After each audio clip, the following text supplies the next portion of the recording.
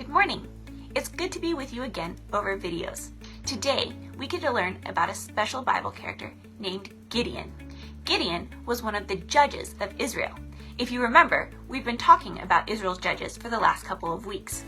The Israelites were finally living in the promised land that God had given them.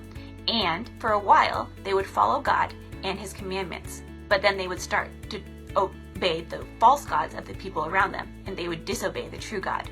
When this happened, God allowed their enemies to come and rule over them for a while, until they cried out to God, and then God would raise up a special person called a judge to help deliver the Israelites from their enemies. This happened over and over again, and we've gotten to meet a couple of the special judges in Israel. One of them was Deborah, who helped lead the Israelites into battle and rescue them. Samson was very strong and able to deliver the Israelites from their enemies. The judge that we're going to learn about this week is Gideon. Now, unlike Samson, Gideon was not a very strong man. He was weak and scared. But if you remember, Samson often turned away from following God. But the special thing about Gideon is that he trusted in the Lord even when he was weak and afraid.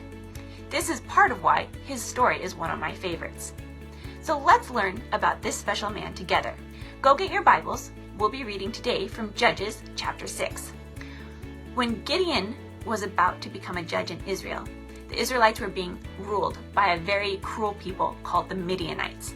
The Midianites were so mean to the Israelites that the Israelites no longer felt safe living in their houses. Instead, they ran away to the hills to find a cave to live in. The Midianites also destroyed all of their crops and fields where the Israelites would grow food. So they didn't have very much to eat because the Midianites had destroyed all of their food sources.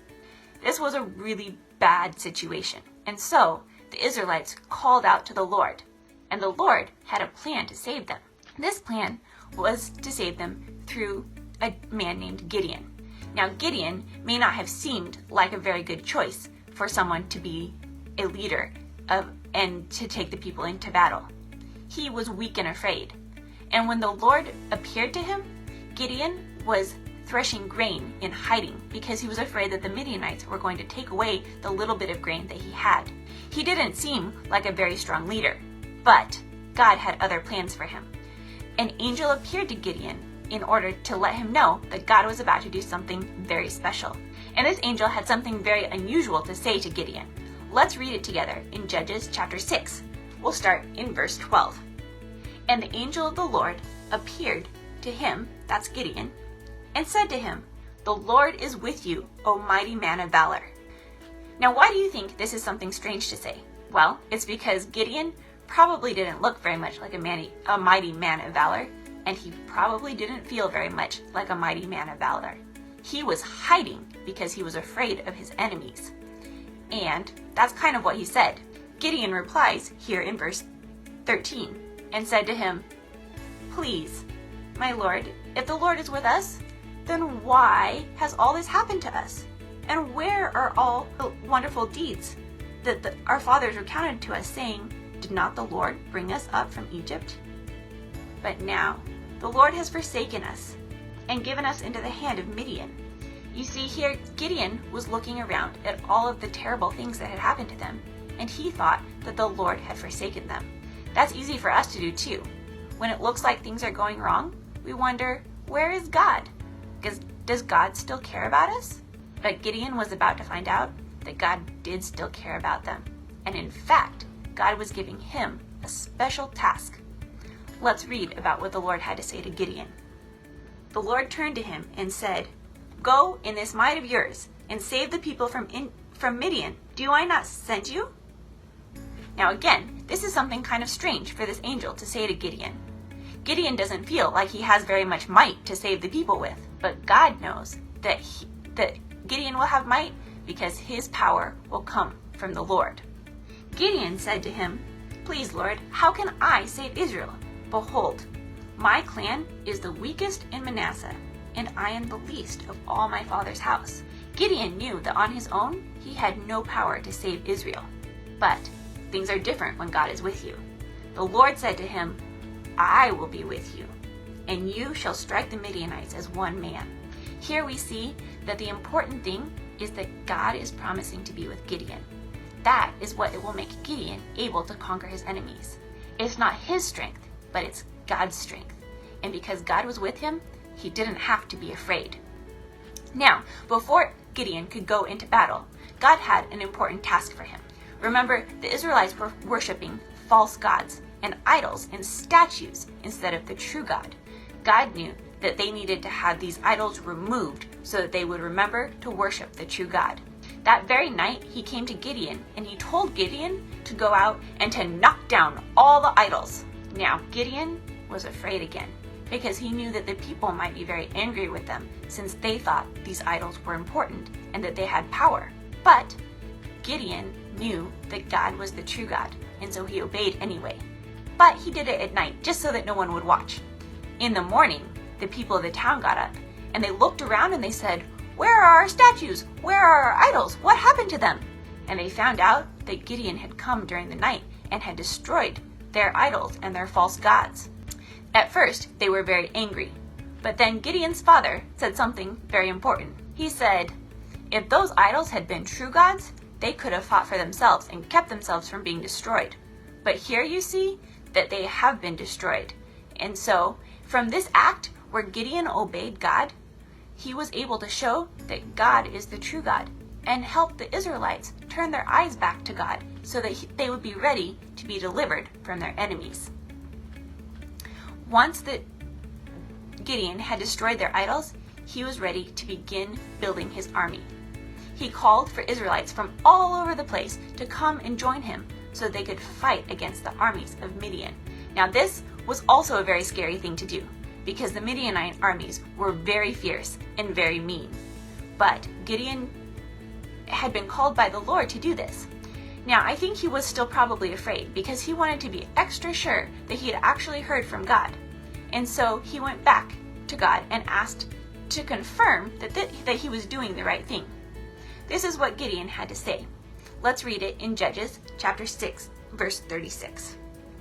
Gideon said to God, "If you will save Israel by my hand, as you have said, behold, I am lying a fleece of wool on the threshing floor.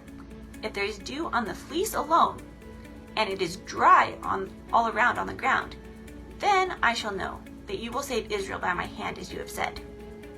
And it was so. When he rose early the next morning and squeezed the fleece, he wrung enough dew from the fleece to fill a bowl of water. So here, Gideon went back to God and he said, "I need you to show me one more time that we really are doing the right thing." So he put out a piece of fleece, which was a piece of wool. It was kind of like if we put a towel on the floor. And Gideon said to God, "Okay, when I wake up in the morning, I want to see that the towel is all wet, but all around the floor is dry." And you know what? That's exactly what happened. Now, Gideon was still a little nervous. So he said to God, "Let not your anger burn against me, but let me speak just once more. Please, let me test just once more with this fleece. Please let it be dry on the fleece only, and all on the ground let there be dew." And God did so that night. It was dry on the fleece only, and all on the ground around there was dew. So the second time he put his fleece out, the fleece was dry, but all surrounding it was wet. Because these two amazing things had happened, Gideon was encouraged again that God was going to be with him. And so now he was ready to go into battle. We'll talk about that battle next week. For this week, I wanted to talk a little bit more about why Gideon is one of my favorite Bible characters. First of all, he's one of my favorites because even though he was afraid, God still gave him a special job to do. Gideon didn't feel like he was strong or impressive or important or special. But God knew that Gideon would obey what he said, and God gave him a special work to do. You know what? God gives us special work to do too. Let's turn to the New Testament to Ephesians chapter 2 and read verse 10. It says, "For we are his workmanship, created in Christ Jesus, for good works, which God prepared beforehand that we should walk in them." This verse is telling us that God chose us to do special things as well, and that he has specific things in mind just for you to do. So just like he gave Gideon a special job, he gives us a special job. And even if we don't feel special and important, God still gives us this special job. Another reason why I really like Gideon is because God encouraged Gideon and helped him to overcome his fears so that he could do his special job. He did this because God promised to be with him. When we don't feel like we're strong enough or we're smart enough to do the things that God gives us to do, we have to remember that we don't do them by ourselves. We do them with God. So I want you to think about something that you're afraid to do. You might be afraid to have to apologize when you've done something wrong and ask for forgiveness. Or you might be afraid to talk to one of your friends about Jesus. In each of these cases, remember that God gave you this work to do, and that he doesn't ask you to do it by yourself, that he promises to be with you. So just like Gideon, you can remember that God chooses you and that God is with you.